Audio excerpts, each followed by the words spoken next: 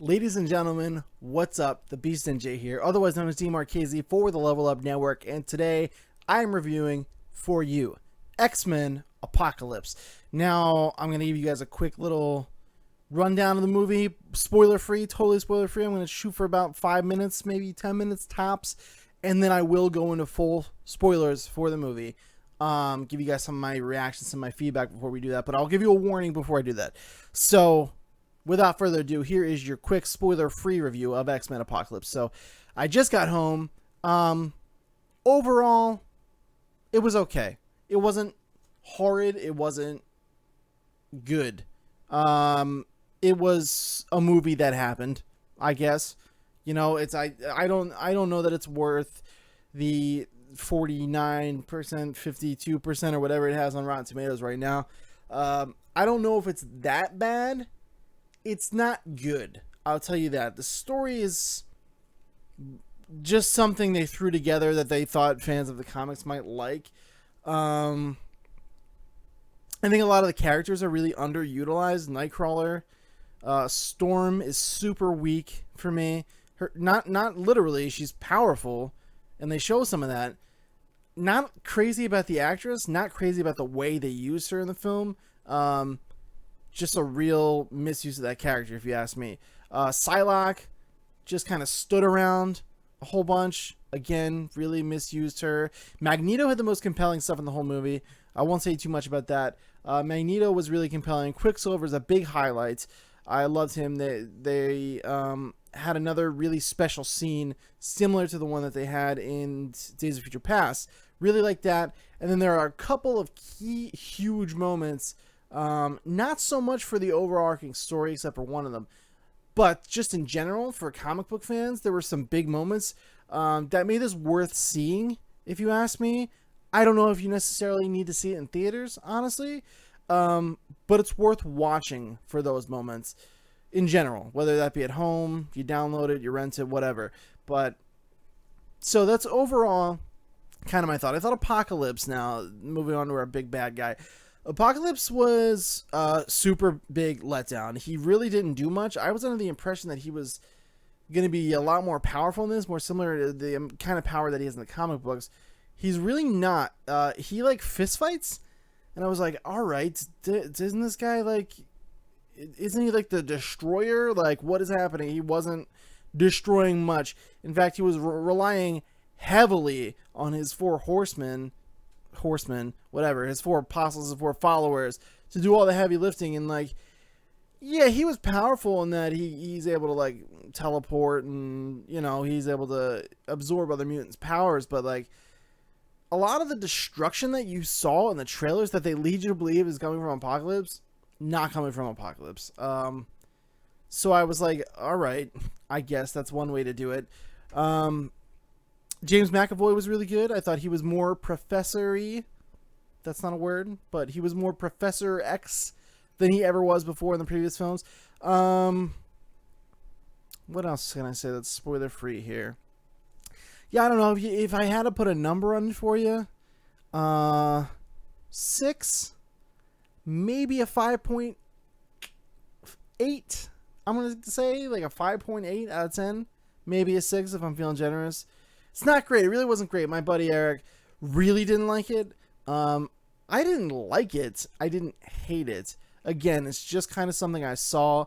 I will probably forget most of it by tomorrow morning, I would imagine. It's very forgettable. It felt long. And I'm not one to complain about sitting through a long movie. I think it's almost 2.5 hours. It felt long. And I'm down for like a long comic book movie. I love the length of Age of Ultron, Civil War, Avengers, all that stuff. Like, I'm cool. I'm in for the ride. But it's when it feels like it's too long that's the problem, not the actual length of the film, if that makes sense. And this you felt those 2.5 hours. Like, it drug on, man.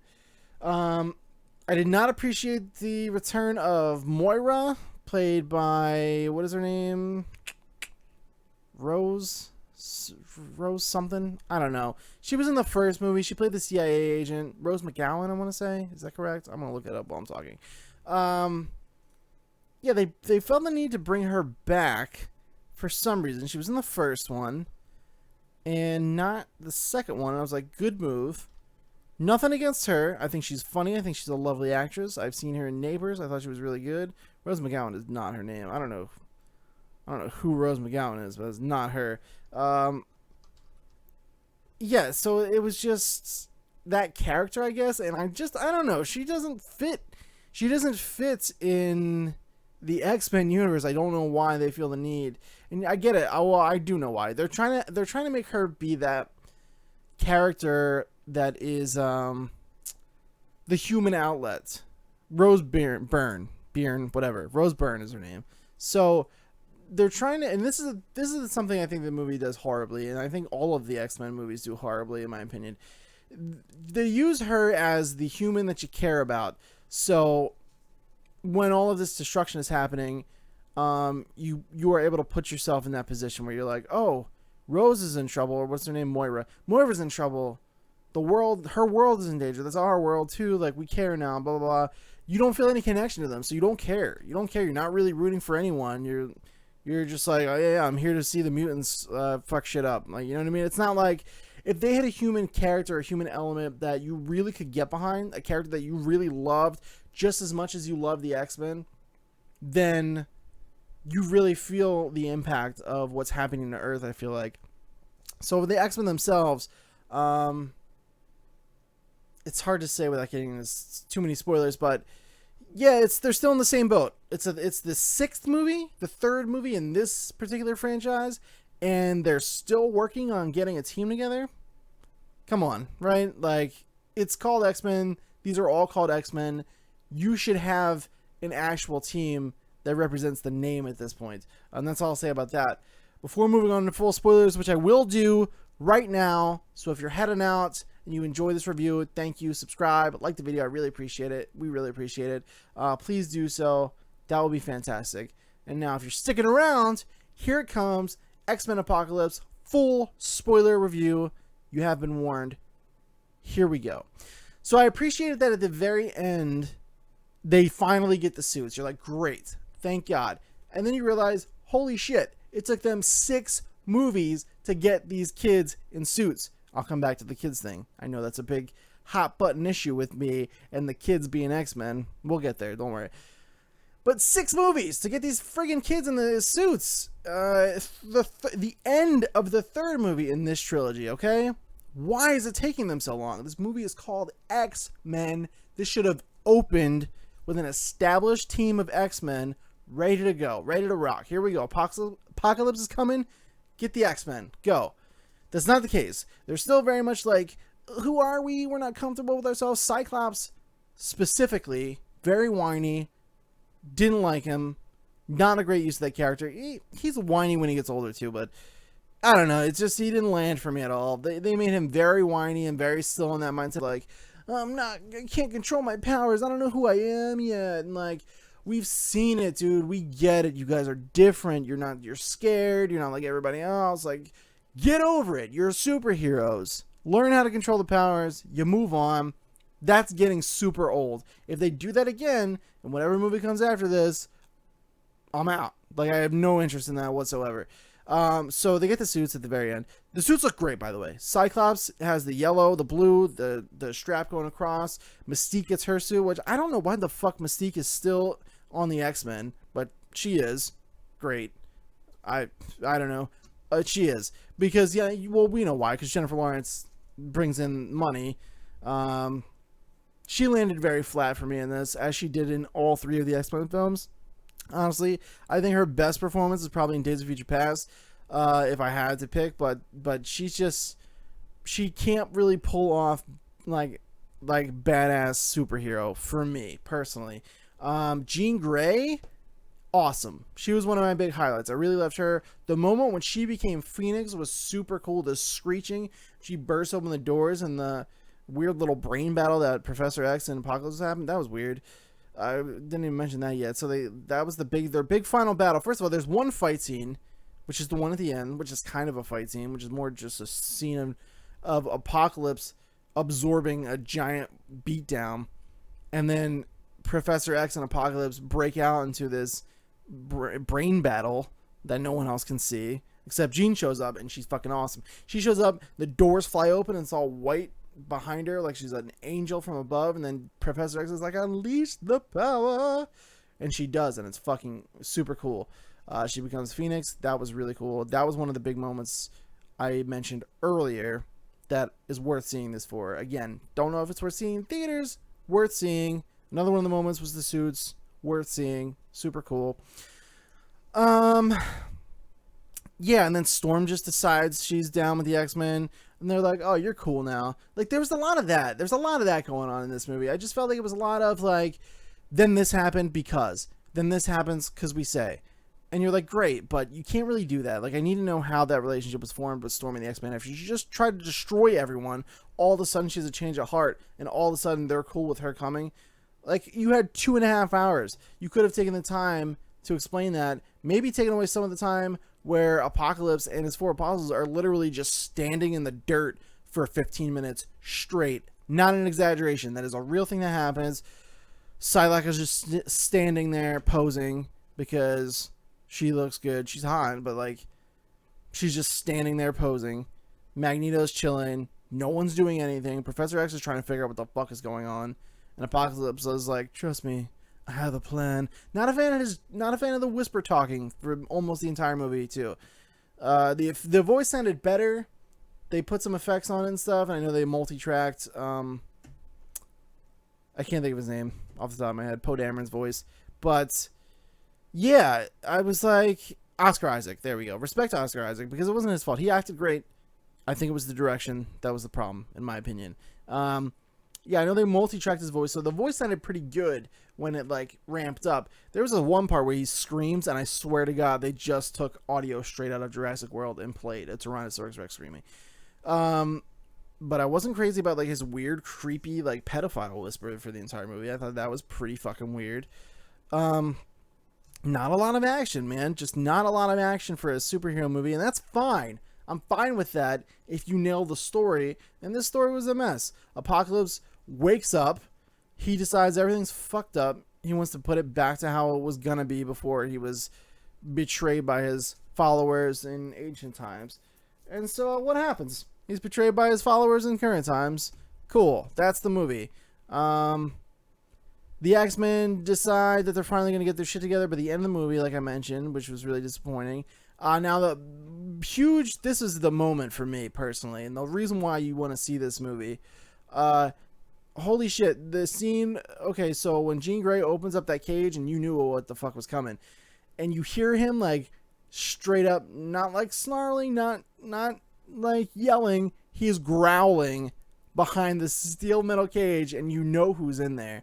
And then they open it up, and out comes Hugh Jackman, cables in his ribs, the headgear, crazy, just maniacal long hair, big long straggly mutton chops, just a straight animal ripping through people in the hallway. He was dripping blood. He was dripping in blood off of his face and his chest. He just like he pounced on the one guy and just slices back the other guy's face, and like, holy shit, that was awesome. That whole little like 5-minute stretch right there was worth it to me because that was fucking cool. Seeing Weapon X fully realized and just letting that happen the way it was meant to happen was really fucking cool. Easily the best movie in the entire movie, and it's about halfway through, so then you have another half a movie to sit through.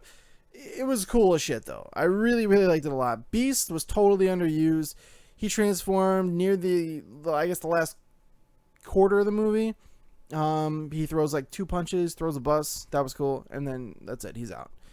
So the big problems for me were the underutilization of the staple X-Men characters, right? And you would think they would do that to highlight some of the lower level ones. No, the lower level ones are left back at the mansion. Jubilee is there. You don't see her do anything.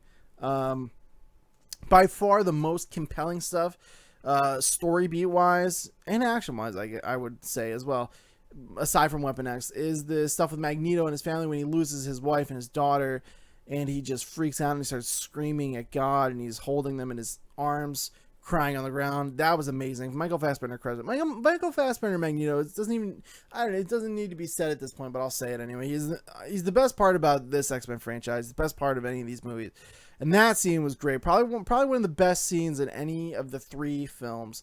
And then he takes his lockets off of his dead daughter's neck that contains a picture of his dead parents who were taken from him, and uses it to weave through the necks of all of these police officers and just slit their throats with the pendant of his dead parents that he just took of his dead daughter. That was fucking awesome. That scene was fucking awesome. It's really early on. And then they kind of cut you off at the knees. They kick you right in the balls. They give you blue balls because he goes back to the factory. I was so disappointed in that when he goes back to the factory and he's like, someone talked to the cops. I lost my family. He gives this great speech. Now, think of someone you love, your daughter, your mom, your wife, whoever. Now they're going to know what it's like to lose someone they love. And then Apocalypse comes in and just totally blue balls him and takes his kill. And I'm like, dude, this is the first moment we're going to see Magneto let off the leash and you just stole it. I hated that so much. I thought that was absolutely terrible. Archangel, again, totally misused. When he first shows up and he's fighting Nightcrawler in a cage, I was like, this is cool. It was pretty compelling. He's a drunk. He's a brawler. I thought that was cool. I loved when he was like listening to metal rocking out in this like abandoned, like really dark warehouse. He's like throwing the empty alcohol bottles at Apocalypse and this crew when they come in. Because he's all miffed about his wing getting fucked up during the fight with Nightcrawler. That was really cool. And then as soon as he becomes Apocalypse follower, lame. Doesn't do anything. Gets the coolest shit ever. Cool, awesome steel wings. Awesome suit. Can throw his feathers now. Doesn't do anything cool for the rest of the movie. So again, that was the big problem for me. Is like, aside from the story just being whatever, it's just a story that happens. I don't know. It doesn't make any sense. That was a big problem for me, is the characters were just so misused, and they had a lot of big X-Men in this movie, and they just didn't do much of anything, quite frankly. And then for another positive, of course, we get the Quicksilver scene where he's saving everyone in the mansion. I thought that was really, really cool. I love the music they choose for those scenes too. It's really awesome. They tried to capture the same magic they did in Days of Future Past. Not as good. Still really cool. He's an awesome character. I love their take on Quicksilver. I love that he's like one of the only mutants who was like, I fucking love having superpowers. I have a blast and I do pretty much whatever I want. And then you find out later, he has a sweet little moment when he's in the plane and he's like, I'm a loser. And he just kind of laughs it off. Like, he's very like quirky and like happy-go-lucky kind of, even though he's not very happy-go-lucky, but he can make the best of most situations. And I like that he just totally embraces the fact that he's a mutant and he just loves having his powers. They're awesome powers. I would love having them too. So his scenes are really compelling. That scene was good. I like the music that they chose, Sweet Dreams. That was totally cool. And him bouncing off the debris, saving all the kids. It went on a little bit long for me, I thought. They doubled it because they knew everyone loved that scene from Days of Future Past. Didn't quite hit like the Days of Future Past scene did. Just lacked a little bit of magic. It wasn't the same. But it was a great scene. One of the better ones in the movie. But other than that, I really don't have too many positive things to say about it. It was kind of boring. It was very forgettable. It's just something that happened. It came and went. And in regards to the kids being the X-Men, yeah, I think it was a problem. I do. In the grand scheme of things, not even because it was originally said where it's not compelling, you don't believe that they could save the world. You do, because they're so powerful. So in that respect, maybe I was a little bit off. But in the grand scheme of things, it does affect this movie. It does affect this franchise because you have to wait for them to come into their own because they're so young until all the way at the end of the third movie. You got Mystique just starting to train them. I'm like, why? Why? These movies are called X-Men and you don't have a team of X-Men. Why? You have whoever's lying around. In Days of Future Past, whoever was around got together and kind of tried to stop Magneto and the Sentinels. You know, the X-Men were in the future, sure, far flung in the future, and then the other weird timeline where they erased like Bryan Singer's previous trilogy and brought it back. There's X-Men, but then the one in the movie, there is no like solid team of X-Men. There's just people who are around and kind of know what the fuck they're doing. First Class, you have like the closest thing there was to X-Men. Their first shot at it, and then just totally disbands and everybody dies pretty much. And now we have to wait until the end of the third movie and they just start training them. And Mystique is training them. She's a villain. And they're making her into like the central focus. Like she's going to lead the X-Men now. And I just don't get it. And I don't like that either. I think I'm all for change, but like Mystique is not that cool. She's not that cool. She can change. Great. What else? What else you got?